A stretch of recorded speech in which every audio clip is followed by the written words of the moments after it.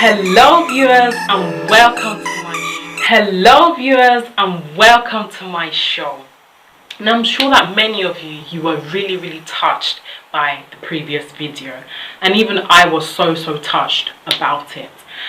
And one point I would like to highlight is to the parents. I would like for you to take care of your child. It is very vital and very important that you make sure you take them for every routine checkup. Whenever the hospital sends you a letter, please make sure you take that child for a routine checkup, because that is the only way that they can grow and develop. And if you do not do that, social services, police, the government, they will be involved and they will take it to the next level. And I'm sure that you would not want that for yourself. Children are the future in this society, and they are the one that will take over us when we all eventually go and meet in heaven one day. So parents, please, I will urge you to take care of the child. Thank you very much. Many of you already know me. I'm a fashion designer, I'm a makeup artist, I'm a YouTuber. It's your girl, Adele. See you after this.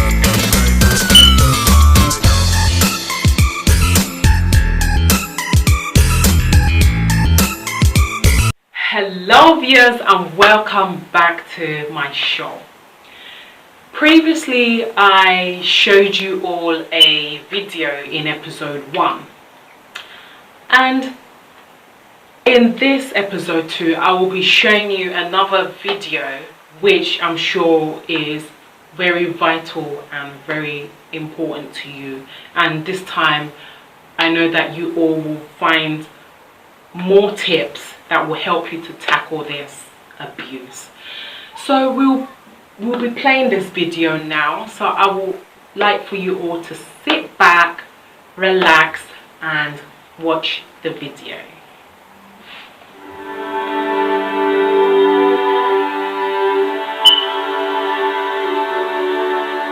The Kaplan was introduced to me when my daughter was just born and my son was under the age of 1.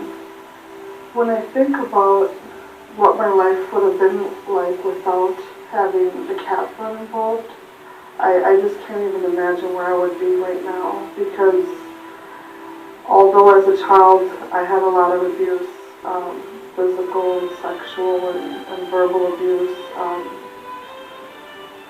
through the Kaplan I was able to learn how to be a better parent. And that was something that was so important to me, because I was never ever going to let my kids go through what I had gone through. They taught me how important it was for me to read to my children every day and to create a good environment for them, even though, the stresses that I was going through. The positive discipline part of what they taught me was huge. They taught me how to play games with my kids that, didn't cost money. I didn't have to go out and purchase. They taught me how to do things the way that I wanted to do them. But I just didn't have the tools. I didn't have the knowledge. I was able to also set goals for myself that I thought that I would never ever accomplish. It gave me a hope for my children. But I think one of the real important things for me was having someone there as a backbone for me, because a lot of the traits in my family weren't going to go away overnight. I was able to know, because I was learning from experts, that what I was doing was the right thing. I could get my kids to behave and, do things I wanted them to do without having to be violent, without having to yell at them and lower their self-esteem and, all those things that we don't really want to do. I mean, you can't pay enough money to have a program like that. I see my kids happy and they're healthy, and they know that they're loved. They're told that they're loved every single day. They're going to have a chance. They're going to have a chance.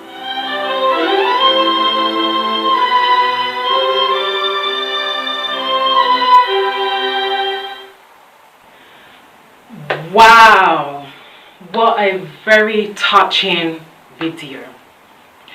Now, I'm sure that many of you have actually picked up something vital. The following.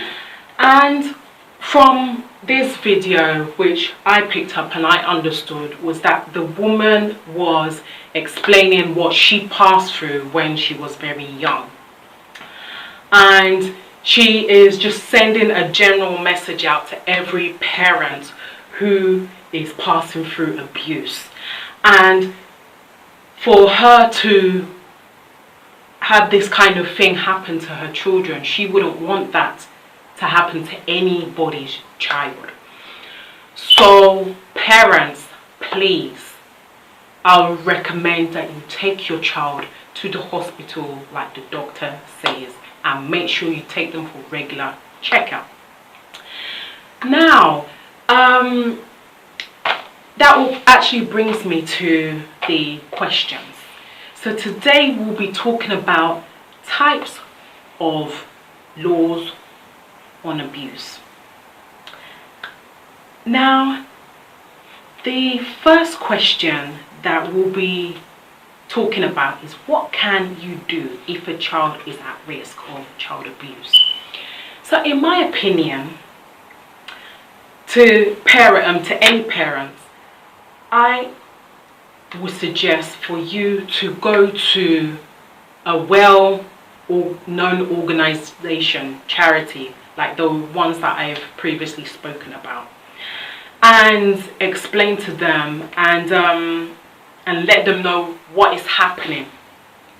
And in that way, they will be able to give you the kind of guidelines and the kind of advice that you need to help you to put measures in place to protect your child from abuse.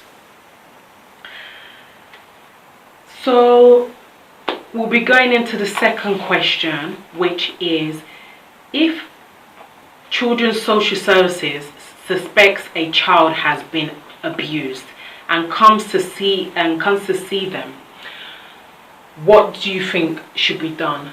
In my opinion, I think that you should do everything in your power, in your very best, to make sure that you prove to social services that you can take care of that child and you are not neglecting that child. So that is more or less the reason why I keep saying, take the child to the hospital, do all the necessary routine checkup so that they will not have anything to put on you. So the last but not the least we'll be talking about is, if the child's social services want to take the child to be examined, what should you do? Now, I will actually suggest that if the social services want to take the child for examination, I suggest that you go with them so that you prove to them that you're not doing anything wrong. Go with them and do the examination and just do everything you can to prove, and then you have nothing to hide. Thank you all very much. Stay safe during this pandemic, and we'll talk more in the next coming video. Please continue to subscribe, please continue to comment, like me, and if there's anything you did not understand, please do drop me a comment and a notification, and I will get back to you. Thank you all very much. God bless you all. Once again, it's your girl,